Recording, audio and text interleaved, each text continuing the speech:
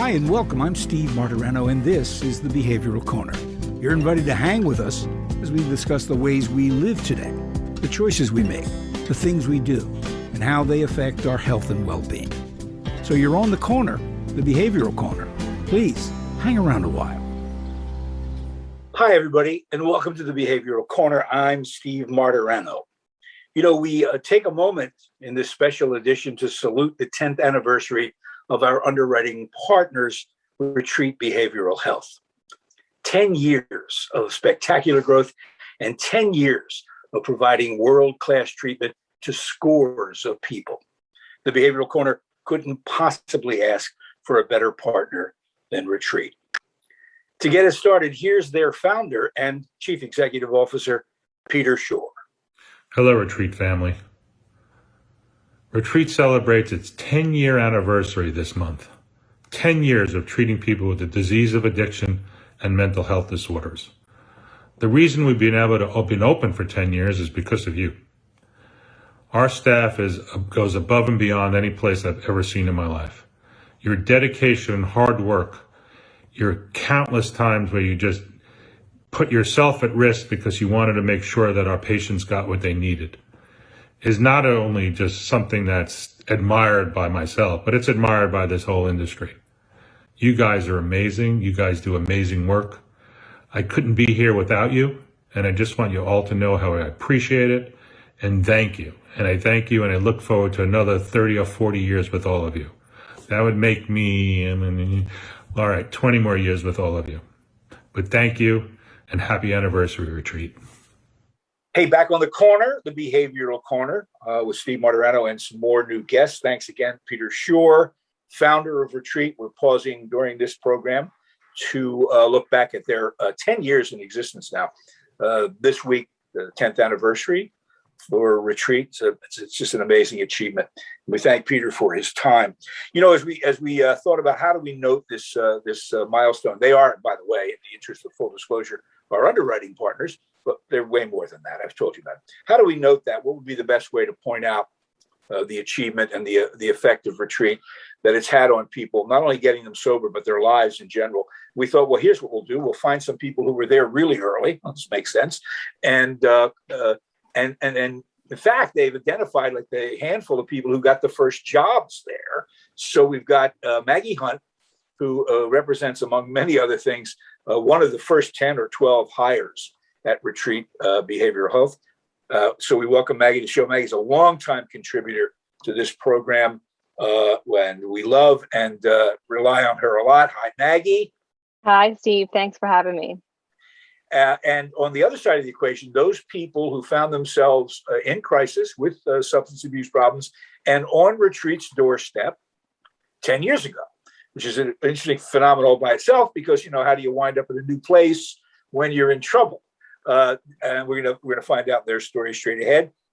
Samantha Osterlof is with us, as is Dave Bontempo. Both Samantha and Dave fall into that category. They were among the earliest patients. What do we call them? Patients, clients, who found themselves at Retreat. So we welcome you three guys to the Behavioral Corner. I think for all three of you, including Maggie, it's the first time you hang with us on the corner, right, Mag?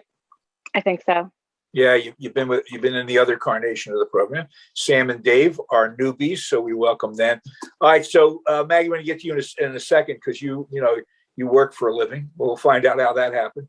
But I want to know from Sam and Dave, how did you find? Was it the first time that you tried? You were trying to get help at a facility? Sam, was it your first visit to rehab? It was actually my second. On December 21st of 2011, I ended up overdosing on my parents' couch, and a very nice police officer said, "Merry Christmas, you can go to treatment and not jail." And I reluctantly went to the crisis intervention at my local county hospital, and they gave me 2 pamphlets. And the one pamphlet, I had also actually already been to that facility. And the second pamphlet looked really nice, a place called Retreat at Lancaster County. And I very reluctantly said, I'm going to go with this pamphlet because it looks really nice. And, that's kind of where my journey began. I got they came, they picked me up, and I ended up on their doorstep. Do you remember who picked you up? I do remember who picked me up. Who was it? It's a gentleman named Bob H., who has since passed. However, I can say that he passed sober, not as a result of this disease. And what was really starts how Retreat was different for me than any other experience was, with Bob. He came in my house, he picked me up, he met my parents, he met my, at the time, 3-month-old daughter, he held her, and, kind of gave my parents that peace before sending me off into the car up the hill to Retreat. And he actually, we stayed close throughout my entire treatment stay, and years after. Until I ask about that because we've had lots of guys from the transportation department as guests, and I always like to say that if you think these guys are just driving cars around picking people up, you're not getting the whole picture. Because I don't care how great the treatment is, if that last mile's not covered right, nothing works. That's so these right. guys have a tremendous responsibility. They're not just Uber drivers. They really are the first contact you have with people that care about whether you're going to get sober. So it's a great story, and it doesn't surprise me that you remember the details and the guy so well. Now, Dave, you had a special driver, didn't you? As I recall, who got you to Retreat? He was the passenger, but he was in the car. Yeah. So the full story is it's my second inpatient stay. I met Peter and that whole group at the facility that they were operating previously.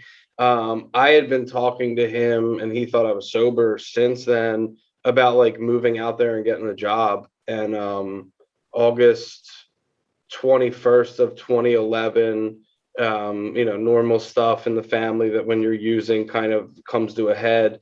And I shot him. It was I think it was like, I might be dating myself, but like when text messages like first kind of were out, I shot him a text message and was like, I need help. And a woman named Laura, who was working in admissions, reached out to me right away. And then Todd and Peter came to my house, my parents' house, and picked me up and brought me in. And it was 6 days after they opened. So it was like brand new. Oh, wow. Yeah. What were you, were the two of you just in such desperate shape that you really weren't considering the fact that this was a new place? Did that ever come into your mind? What can I expect? These guys are just getting started. Was that a concern at all? For me, I didn't mean to cut you off, Sam, but No, I didn't. You're good. Like I looked at that because I knew everyone there. Like I knew Jesse, I knew Ben was there, I knew Chrissy, I knew Scott, and I wanted to go somewhere else, and just was like, I need to start fresh. And my mom is big part of my story, and these two ladies know her, that she's very abrupt and to the point, and basically said, no, you need to be with 30 people that know you're a lying, conniving Dennis the Menace, pretend you're good, but you're going to be doing all this stuff behind the scenes to go try and get a girlfriend and all this other crap. And like, that's where we're going. Right. So, Samantha, you mentioned, you mentioned the people and everything. It strikes me when I hear these stories about the facilities, and I know it's important that they're good facilities, that the rooms are clean, and that the food's got to be good. I get all that. It's important to get people in. At the end of the day, though, you're relying on people. Mm-hmm. I mean, it's the people at the other end. Dave said it perfectly. His mom knew, I don't care where you go, but you got to go with people that know your bullshit already, or it's not going to work. So go here. Did you have that in your head, looking for people, or were you just taking a shot in the dark? The pamphlet looked good. The pamphlet looked good. Okay. I was really trusting my local crisis worker, to be honest. I mean, the other pamphlet they showed me, I'd already been there. I didn't have the most awesome experience at the time at that previous facility. And so for me, I just, thinking back now, it's funny that you asked that question. If I was concerned that they were a new program, I really was so unaware that I had really didn't at the time have any idea to gauge whether this was going to be great treatment or subpar treatment. I just knew that they took my insurance and they were willing to come pick me up, and the pamphlet looked nice. And they were better than jail.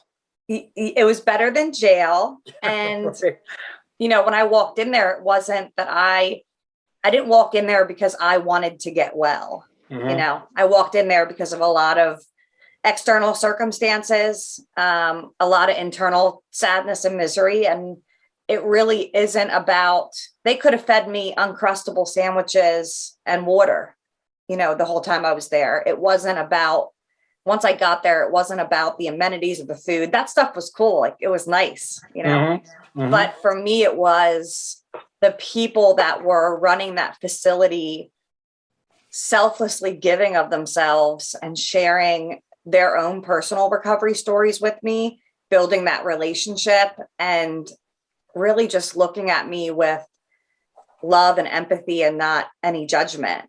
And that is really what I will tell people. You can get sober anywhere. Yeah. Get somewhere safe, go to treatment. But for me, the difference was in the people that were placed in that facility that helped to start me on a path that, you know, we're almost 10 years in, God willing. But that's what it's about. It's about the people. And, you know, I met Maggie, I think I was like day 3, and she was just so happy to be working there. And it drove me nuts. She was so happy. I remember it like it was yesterday. She was testing urine and just loving her life.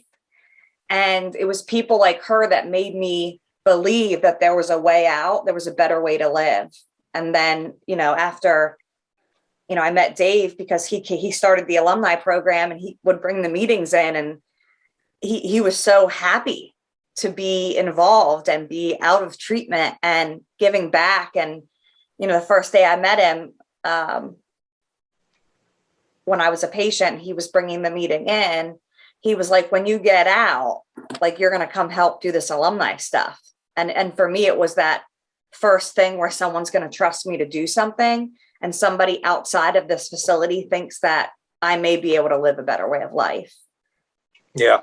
The intersection of you 3 guys is amazing.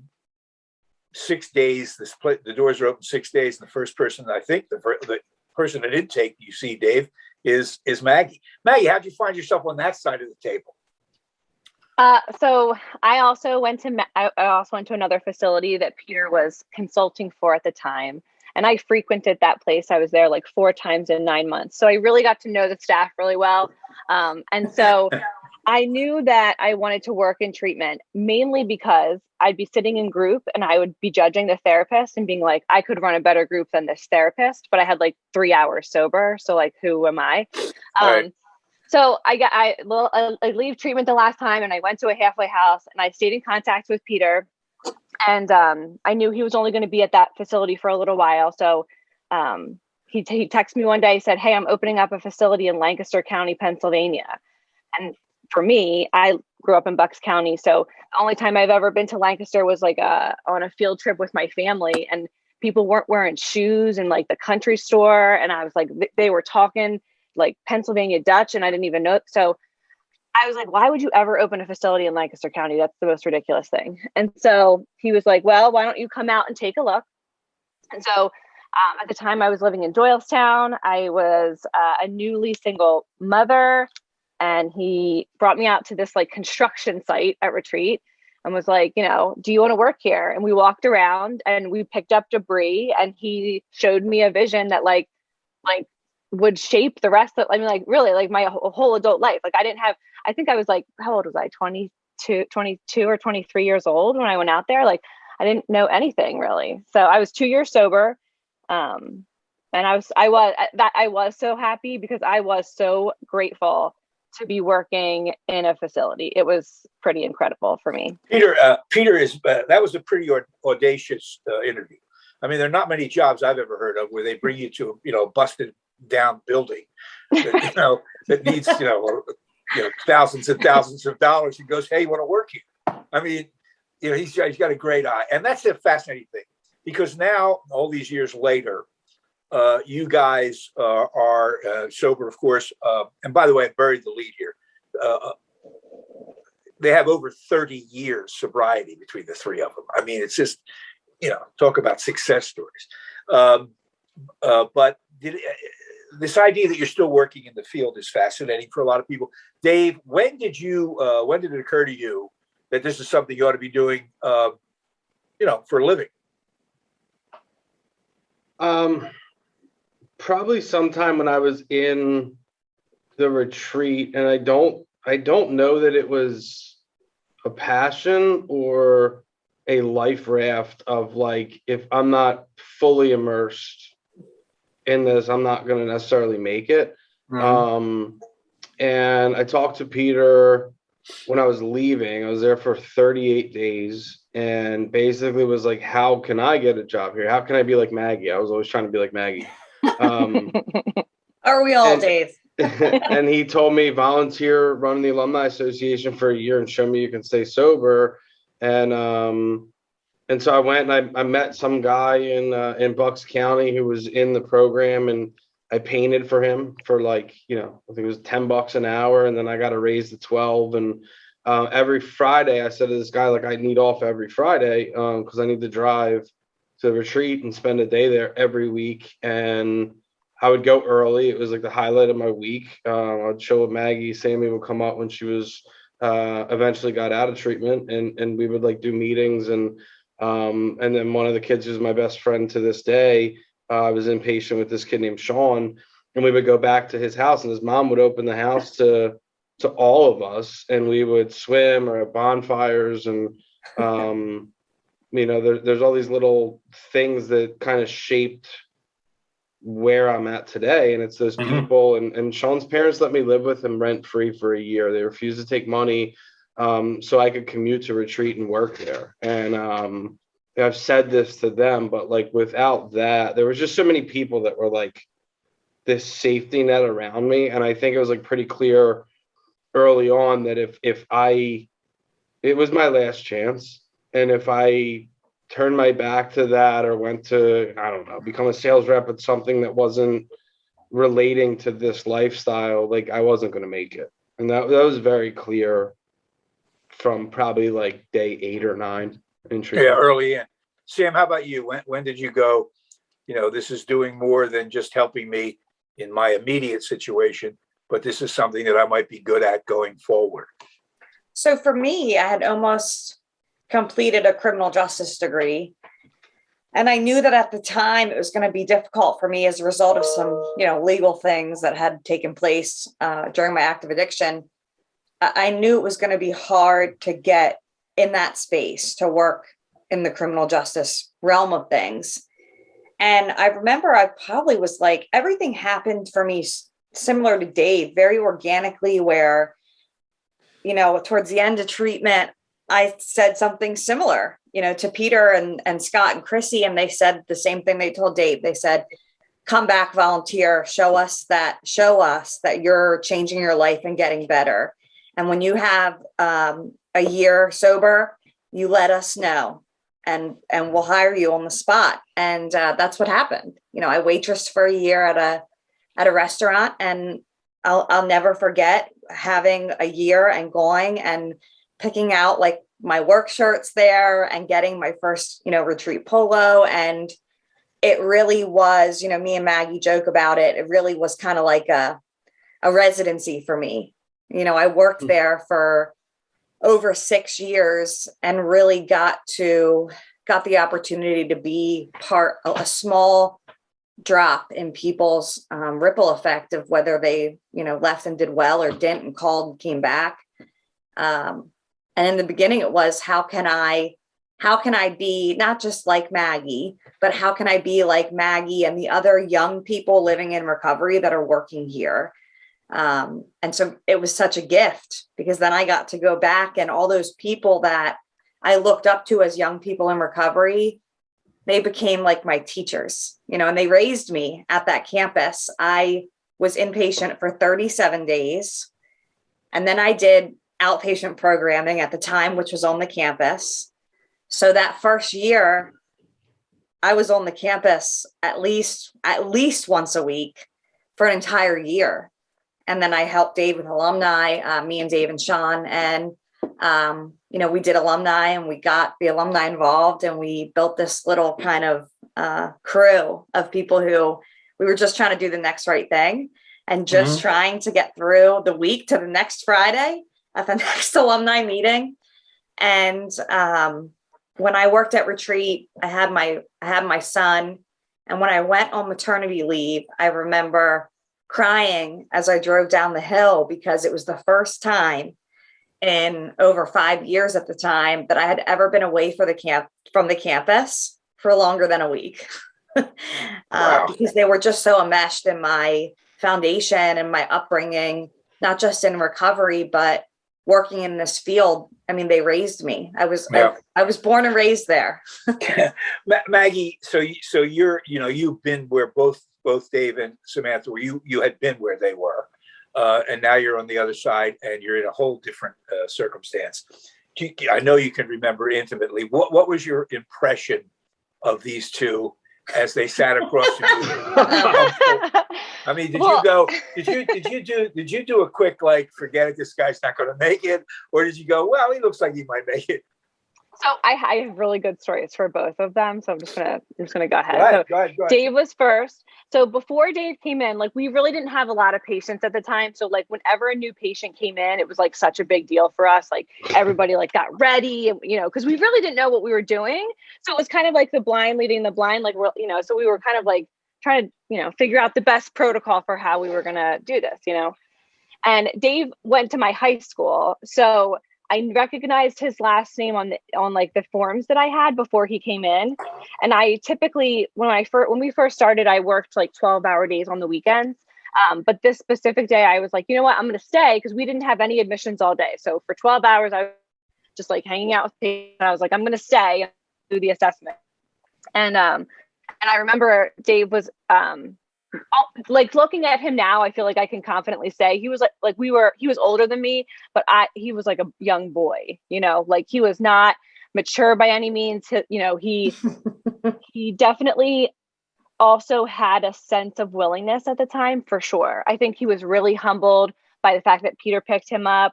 And then throughout his stay, he definitely fit in really well. With the cool young people with the sideways hats and the young pants and punk rock rap person or whatever. Tracksuit. So that was pretty interesting. But for Samantha, I remember I was in the lobby or in the nurse's station, and another young girl came in, and she was like, Maggie, I think you need to talk to this girl because she just had a baby, because everybody wants to judge everybody. And they were like, you need to go talk to this girl because she just had a baby. And she's talking about, how she really only cared about her addiction and not the baby. And it was quite an experience. As I went in and I talked to Samantha, and she became my best friend. Yes, it is.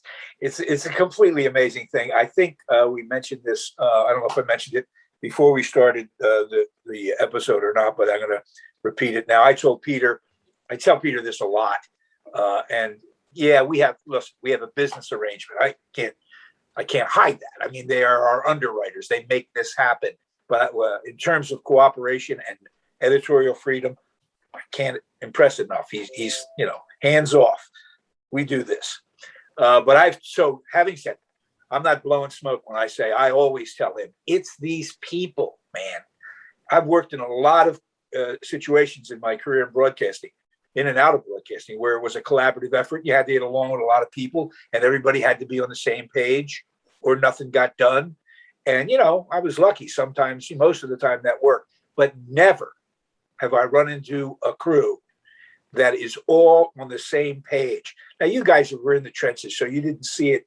I mean, every day, I'm sure there were conflicts and stuff. I'm telling you from someone who came in from the outside, Retreat's hallmark is their people all buying into the same premise. We're here to help, and let's just do that. It's extraordinary. Peter is to be congratulated for having a great eye on picking folks He doesn't do it blindly. You've heard all these guys say the same thing. It was not immediate. It was like, show me what you got and come back and we'll see, we'll see where you fit in. So I congratulate him. I've done that. I'm so glad we took the moment to note that their 10th anniversary. It's going strong. It's better and bigger than, now they're in Connecticut and they're in Florida, of course, and they have the satellite places in Lansdowne. So it's just getting better and better. I'm glad we took time to note their 10th anniversary. You three are just shining examples of what happens when you get sober. And again, over 30 years sobriety with these three guys.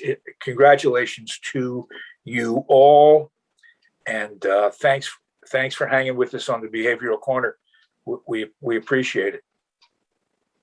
Thank you very much for having us. Thanks Thank for you. having us. All right, guys. Hey, thank you guys for hanging. We're here on the corner all the time. You can follow us on Facebook and, even write a review. I can take it. I can handle it. Steve Martirano. See you next time on the corner. At Retreat Behavioral Health, we believe in the power of connection and quality care.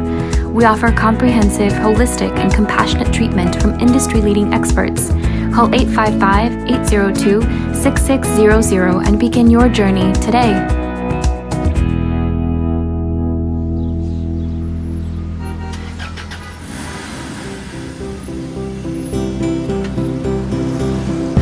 That's it for now.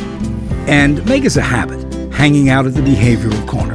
And when we're not hanging, follow us on Facebook, Instagram, and Twitter on the Behavioral Corner.